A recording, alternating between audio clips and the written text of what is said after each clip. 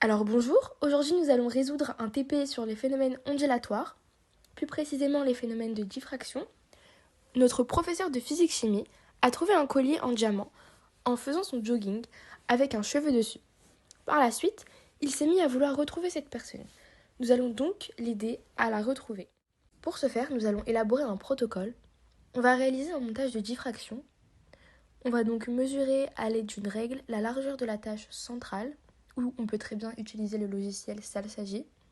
On va donc le faire pour différentes fentes de diamètres différents. On va ensuite tracer une droite d'étalonnage sur Lattice Pro. Dans ce cas, on peut très bien utiliser Excel ou Regressi. On va donc tracer la largeur de la tâche centrale en fonction de l'inverse de l'ouverture de la fente. Puis, on pourra modéliser cette droite soit par une fonction affine, soit par une fonction linéaire.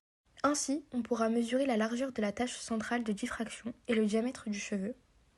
On rappelle que le laser s'oriente toujours vers le mur ou une fenêtre, mais jamais vers un camarade, car cela est très dangereux pour les yeux. Donc on réalise le montage et on note qu'il ne faut surtout pas changer la distance D tout au long de la manipulation. Ici, le faisceau laser est placé à 1,70 m de l'écran. Ainsi, on mesure la longueur des tâches centrales de diffraction pour les différentes épaisseurs à l'aide d'un crayon à papier, comme vous pouvez le voir en vidéo. Je rappelle que les différentes épaisseurs A sont données au document 3. C'est là où j'ai souligné. Après avoir récupéré toutes vos valeurs, vous allez aller sur Lattice Pro afin de réaliser une droite d'étalonnage et je vais vous montrer comment le faire. Sur Lattice Pro, vous allez donc sur Tableur. Vous ajoutez donc une nouvelle variable. Alors, L qui est en mètres. Hop. Puis une autre nouvelle variable qui est aussi un mètre. Il est là. Voilà, donc vous mettez toutes vos valeurs.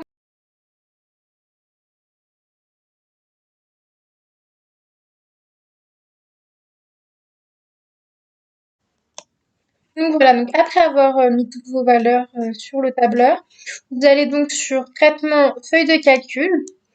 Vous allez vous ajouter nouvelle fonction qui est x est égal à 1 sur a. Donc vous allez sur calcul exécuter. Puis ici, ça sera en abscisse. Et ça sera en ordonnée. Je sais pas trop s'il l'a pris en ordonnée. Voilà, donc après que vous ayez fait ceci, vous allez sur modélisation. Vous allez sur choisir un modèle. Ici, ce qui convient le mieux, c'est la linéaire. Bon, ici, le coefficient de corrélation est de 0,979 et affine, il est de 0,98. Donc, on va aller sur le coefficient de corrélation le plus proche de 1. Donc, c'est la fonction affine qui est le mieux.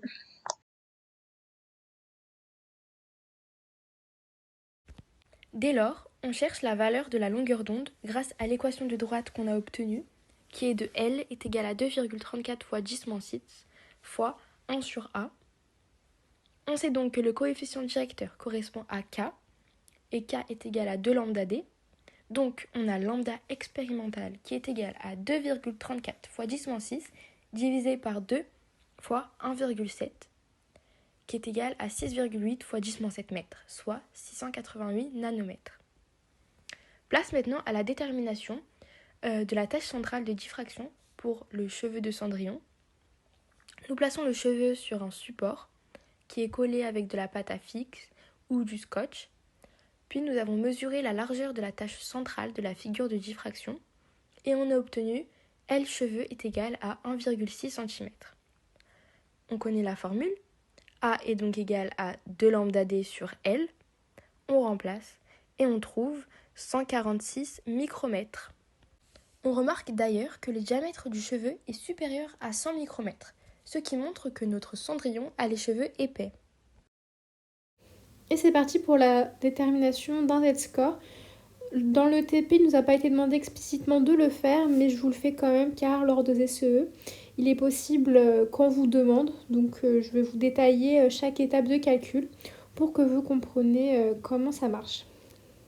Pour ce faire, ici, on choisit une mesure. Donc vous choisissez la mesure que vous voulez. Nous, on a choisi la mesure de la fente 3 qui est de 2,3 cm. Et on choisit une incertitude de 2 mm. La distance D n'a pas changé, elle est toujours de 170 cm et on commet en général sur un banc optique une erreur de 1 mm. L'épaisseur A nous a été donnée sur la feuille du TP, elle est de 100 micromètres et l'incertitude relative sur A est de 5%. Et voici la mise en application de nos valeurs. On remarque que le Z-score est donc compatible puisqu'il est inférieur à 2. Je vous remercie en tout cas d'être resté tout au long de cette vidéo et je vous souhaite une excellente journée, une excellente soirée. Au revoir.